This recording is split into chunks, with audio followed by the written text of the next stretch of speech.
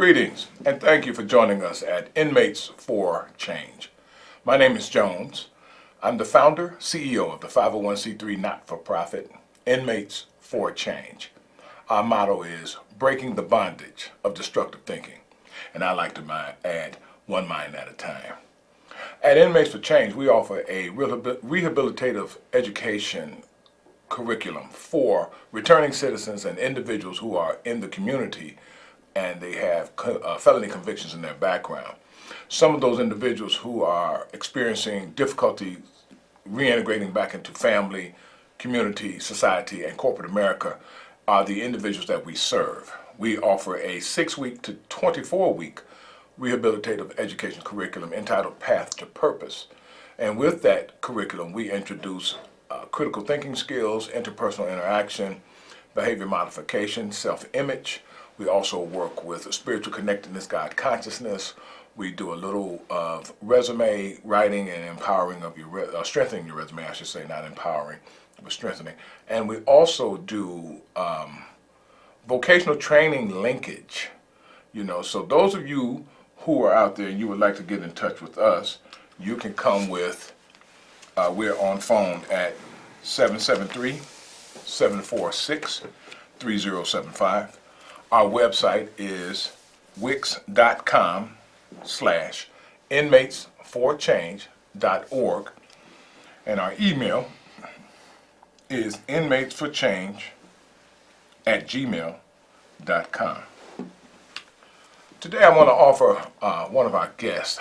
Tonight's show is going to be so jam-packed with information that those of you who are interested or thinking of calling in, I don't think we're going to be able to take any calls tonight because we've got so much information to get across, and I want to make sure that we get it all in there because it's of a high priority along the lines of reentry legislation and whatever laws are being passed and as well as being stalled in the capital of Springfield. Now, to my right is the Director of Criminal Justice Policy for the ACLU of Illinois. This is Mr. Benjamin Ruddell. Mr. Ruddell, thank you so much. You don't mind me calling you Ben? No, please do. Cool. Thanks for having me, Jones. I will. I want to jump right into it, but the thing I want to ask off the top before we get there, because what we're going to do is we're going to get into a discussion of criminal justice legislation in Illinois. That's what we're doing in tonight's show. But Ben, if you don't mind, can you give us just a quick snapshot of the position description of the Director of Criminal Justice Policy? Sure. Well, so the organization I work for is the American Civil Liberties Union of Illinois, okay, and we're dedicated to protecting people's constitutional rights as well as enforcing the human rights laws and civil rights laws on the books. Mm-hmm. And my role as the Director of Criminal Justice Policy is I'm a lawyer and a lobbyist in Springfield, and we seek to support legislation that represents good criminal justice policy in our view, and we look to oppose bills that are on the wrong track, looking to take the state of Illinois in a direction that in our view is the wrong direction. So we support the good and we oppose the bad as we see it in the world of criminal justice policy. Sounds like a tough job, but it's a much needed position, I would imagine, especially along the lines for reentry, ex-offenders, and the unfair practices along the lines of legislation. So right now, let's get right into some of the questions that I have for you, if that's okay, and I hope that, that you can give us some stuff. All right. Being in session, I know that you've been down in Springfield and appreciating the efforts of those like you who are fighting for restorative and criminal justice. I want to ask you this. What changes, if any, have been made in policies that affect individuals, whether positively or negatively, with felony convictions in their background? And Ben, I want to remind you, tell them people. Right? All right. Okay. Well, there have been a few bills like that. One in particular I'd like to highlight concerns the ability of people who have done their sentences already to get those criminal records sealed so they can move on with their lives and get jobs and go to college if they choose and avail themselves of the other opportunities of society. which a criminal record too often is a barrier to. Okay. So last year, in last year's legislative session, there was a very important, a monumental bill passed into law that expanded greatly the number of folks that are eligible to get their criminal records sealed. So that was a great step forward last year. But in the time being, since that law passed, a problem has emerged, and that is that there were some judges who were denying people's petitions to have their records sealed on the ground that the person still had some fines or fees that they hadn't yet been able to pay. Although the person had served their prison sentence or probation, if that was a sentence, they had done everything else that had been asked of them. Because they hadn't been able to come up with the money to satisfy the outstanding fines and fees, they were being essentially held hostage and not allowed to go forward and have their records sealed, which would enable them to work and get money that they could pay those fines and fees, among other things. Right.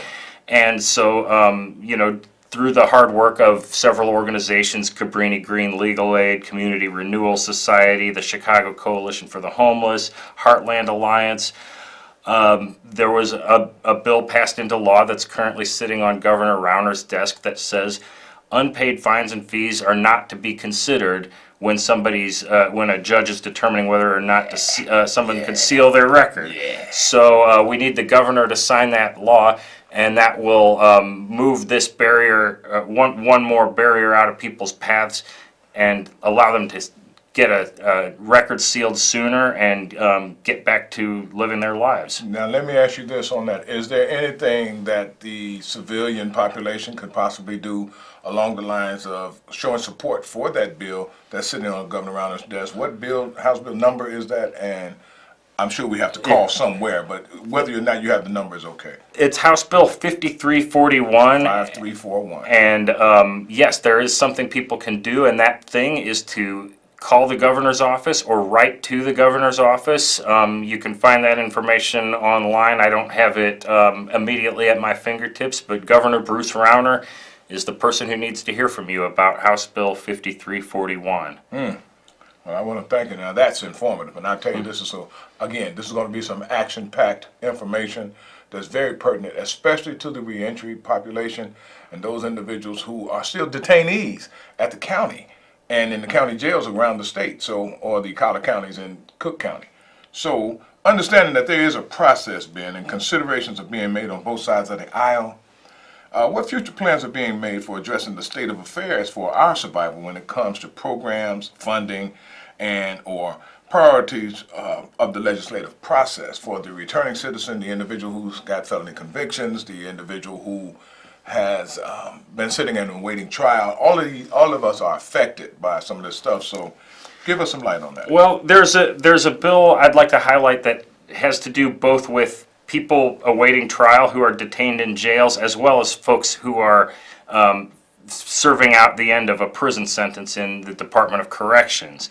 And it has to do with their rights to vote, because too many times people in these situations think that they don't have the right to vote, and that's not true. That's right, it's not true. So in Illinois, well, in any state, a person who's awaiting trial is innocent until proven guilty, and they have the right to vote.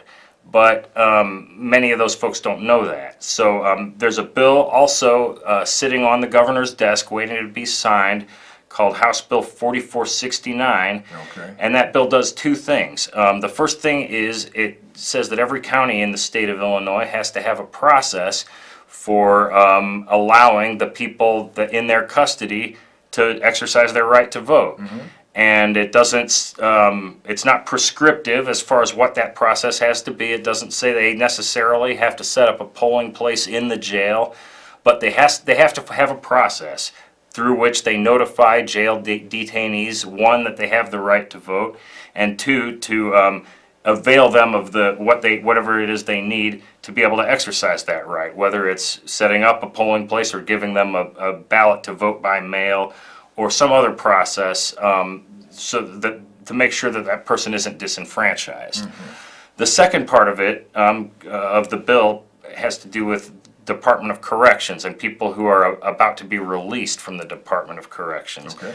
Many people in this state who have felony convictions are under the incorrect belief that they've lost their right to vote by virtue of having a felony conviction. That is the way it works in some states, but it is not the case in Illinois. That's right. In this state, once a person has served their sentence, they regain their voting rights. Yes. But there are too many people who don't know that, who don't register to vote or seek to cast a ballot on election day because they think they can't do it. Right. Even though they care deeply about the issues of the day and the people who represent them, they don't believe they're allowed to vote, and so they don't vote.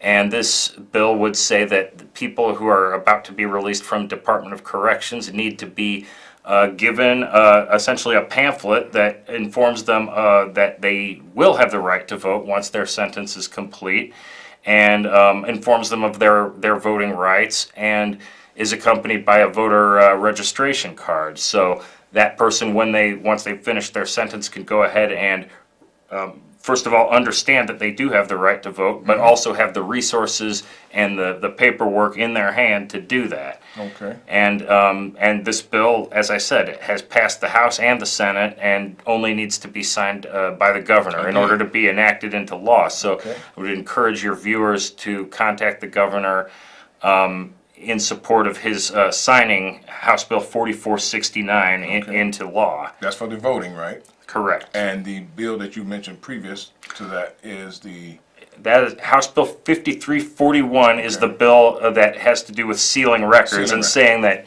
if you have unpaid fines and fees, that's not a reason to say you can't go forward and seal your record. Okay.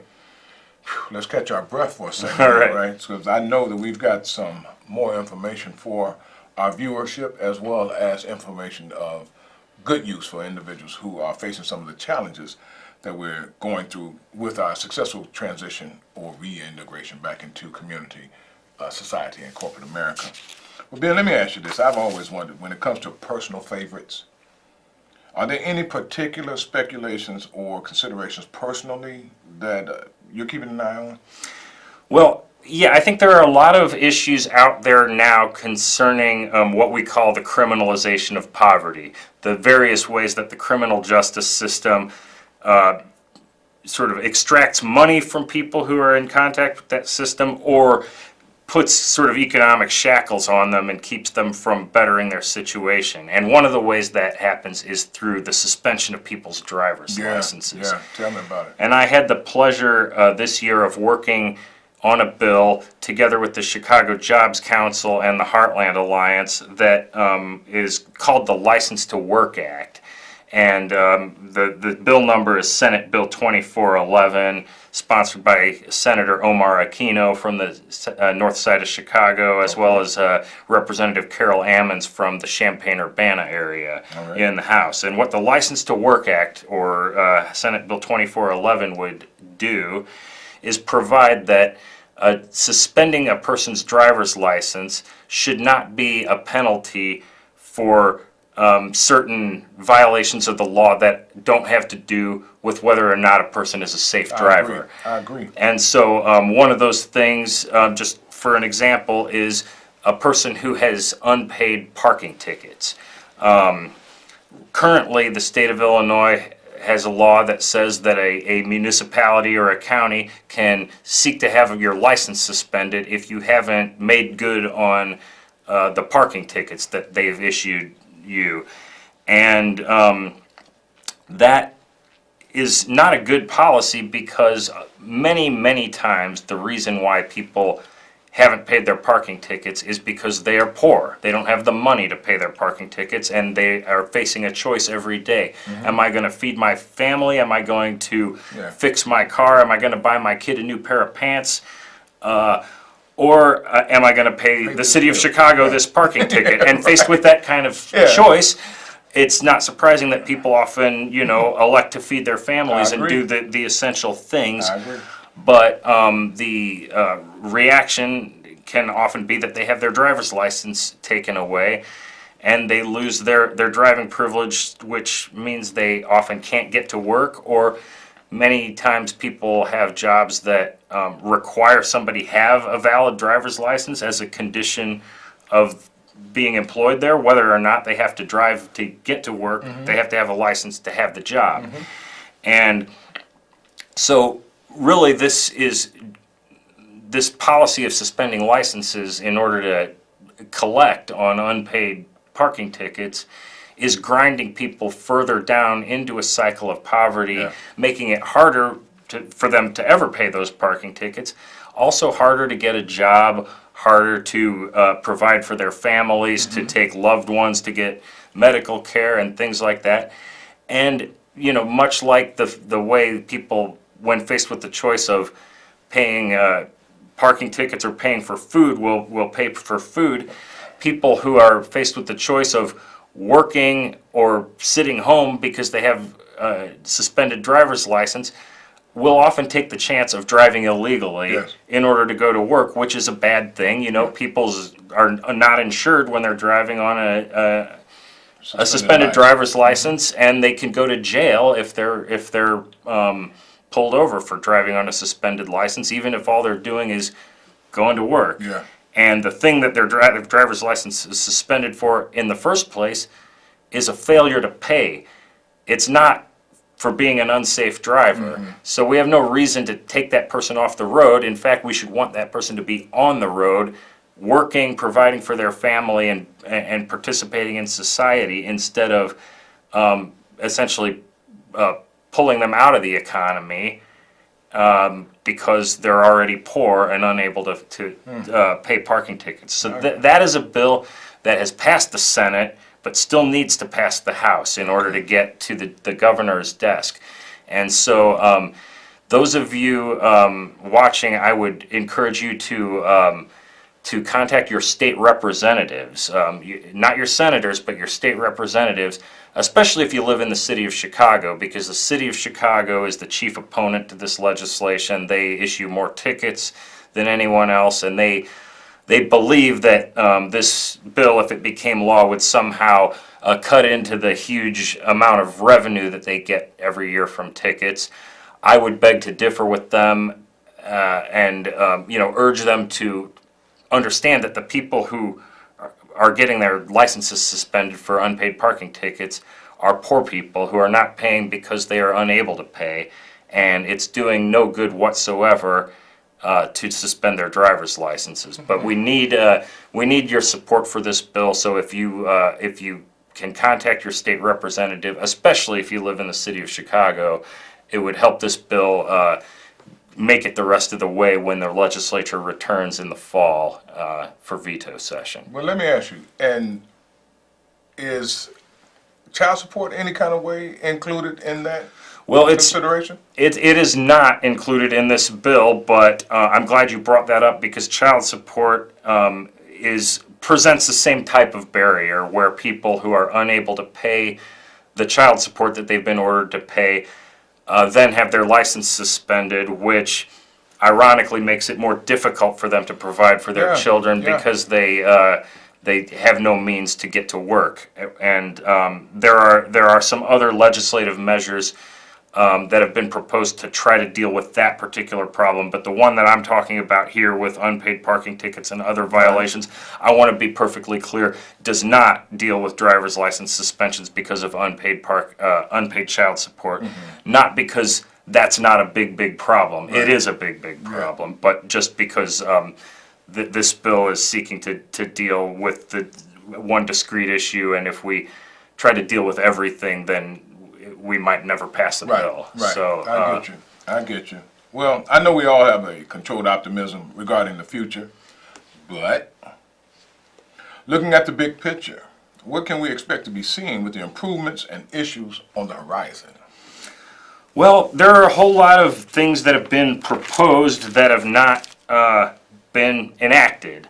The current governor, Bruce Rauner, had created a commission that met for 2 years and recommended about 17 different policy changes, many of them reductions of the sentences that are associated with various crimes. Yeah.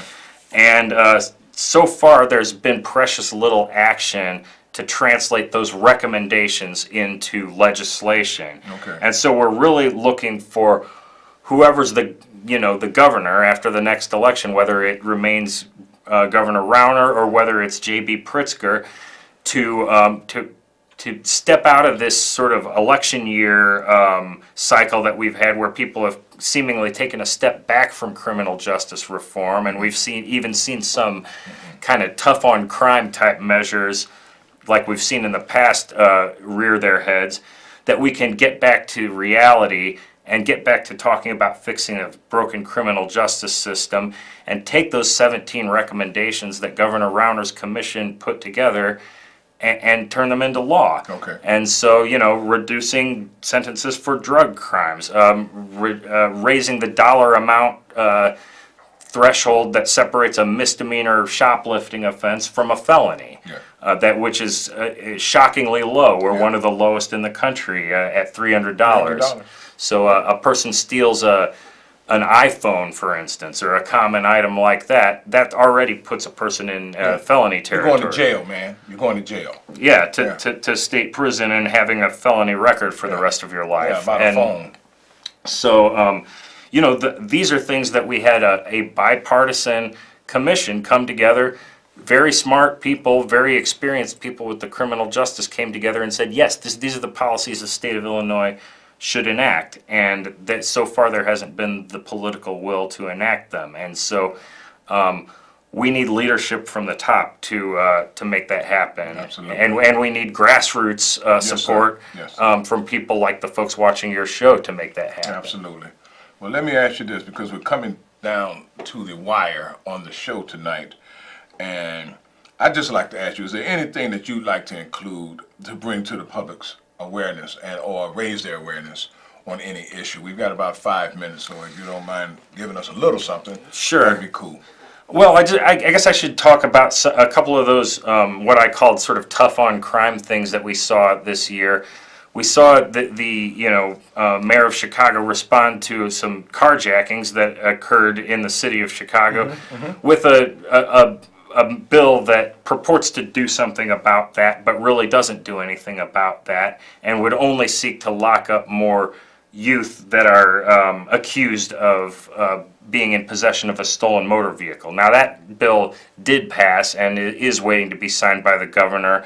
We worked together with the Cook County Board President, Tony Preckwinkle's office, as well as the Juvenile Justice Initiative and others, to get some of the really awful stuff out of that bill. We still don't like the bill, but that's a thing that happened this session.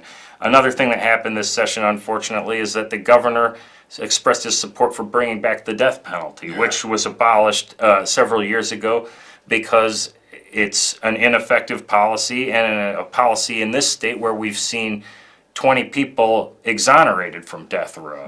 And so it was a big disappointment to us to see a governor who claims to be a big champion of criminal justice reform advocate for a return to a failed policy like that. Thankfully, through our work and work of other organizations, that did not go forward. We don't expect to have the death penalty back in Illinois anytime soon. But it only shows that in an election year, these are the type of issues you can think you're on the path to reform, but you've always got to beat back some of these bad bills, bad ideas that come forward when elections are happening. Well, thank you. I want to tell you, man, I told you, you know your stuff, man. I like this guy, I'll tell you. Well, thank you for having me, Jim. Without a doubt, without a doubt. Now, that surely brings us to a close of our show tonight, but I'd like to also offer that this program has been made possible in part by support from the professionals at the Mobile Doc. Now, those of you who had a chance to listen in, and those of you who wanted to call in, I apologize for you not being able to reach us, because I know when I've got the gentleman to my right, Mr. Benjamin Ruddell, on the podium here, or sitting here on the table, we're going to get some real information across. So keep us in mind when you decide you want to learn some more issues about what's going on with the returning citizen and reentry. Until then, have a good night and see you next time.